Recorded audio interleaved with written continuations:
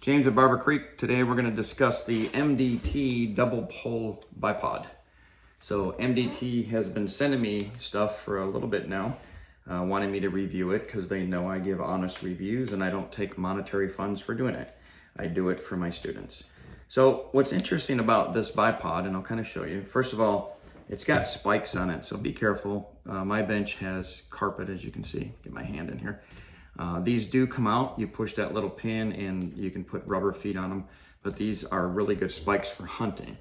But what's interesting about this bipod, I want to kind of show you guys, is the length. So the standard Atlas bipods that we run in class have been great, and you can pull them out to about this far, and you can buy the 3-inch extensions, which we have to use in a level 2. So the biggest problem we've had with the Atlas bipods is when we go to the level 2 property and we got tall grass in front of the targets, in front of us to shoot the targets, we have to put the 3-inch extensions on.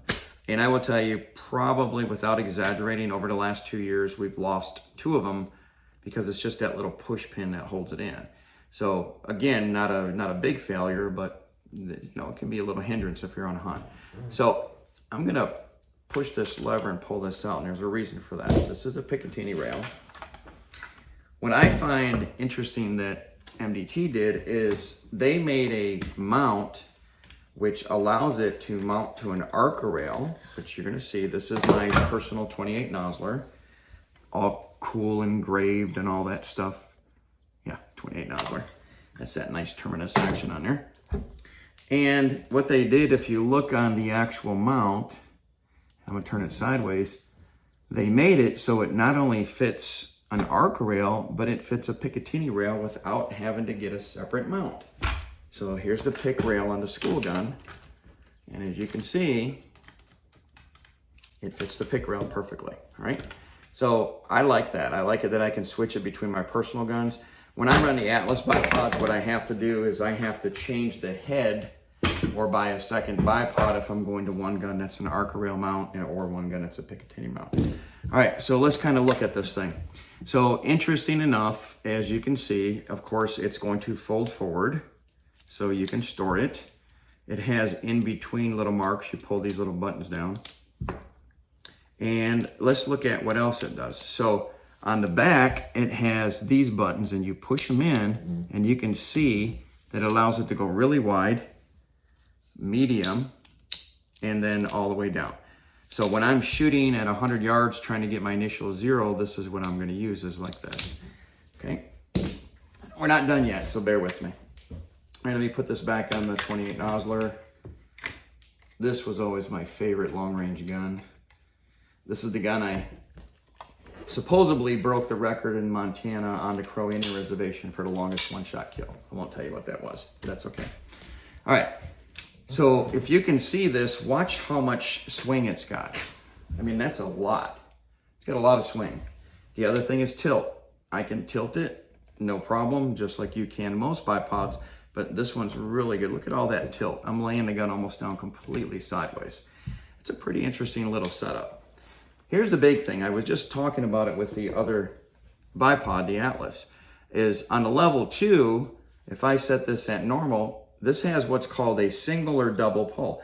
I can push this and pull it out. That's already pretty long. And then of course I can push the second one. But if you're in a hurry on a hunt, you push the bottom one and they both come out together. So look how tall that is. That is really tall. And there's no way the Atlas can compare to that.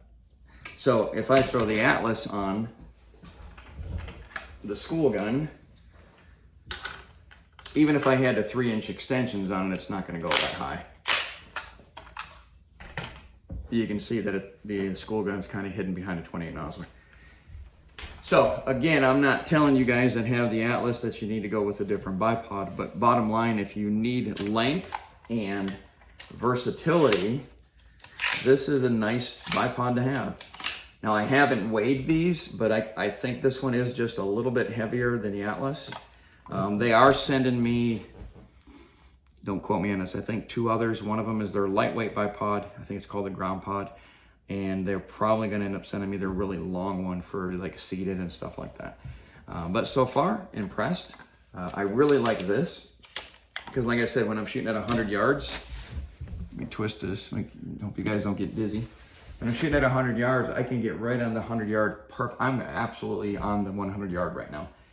You know, with the Atlases, I always got to kind of really squeeze the bag hard to get on the 100 yards to get that height. But having this ability for this to do that, let me click that one up and click that one up.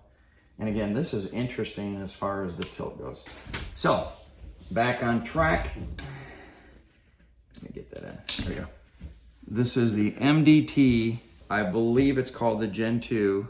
Don't quote me on it. Double pole bipod. I believe they're a little pricey. I don't know exactly what the price is. I don't really pay attention to that stuff. Just because I don't normally buy stuff. So, what I want you guys to do is take a look at it. Tell me what you think of it. I'm dropping this on a school gun. So I'm gonna put on a school gun. The level 2 opens up in September, and this is gonna be on one of the school guns. And bottom line, you know me, the end user, which is my student, they're the ones that have to make the decision whether this is what we need for hunting. I can do all the videos about it all day long. I get kind of skewed because I do this for a living, but I want the client to say, okay, I'm having trouble doing this, I'm having trouble doing this. Or the client's gonna say, this thing was awesome, how do I get one? And then that way I just tell them, hey, go see MDT or whoever's gonna sell it to them. But the end user is what we care about. And it probably should be what you guys care about because you're the end user. All right, thanks for joining us. James at Barber Creek. Sorry for running my mouth too long. I will shut up in color and you guys can go back to drinking your coffee. Have a great day.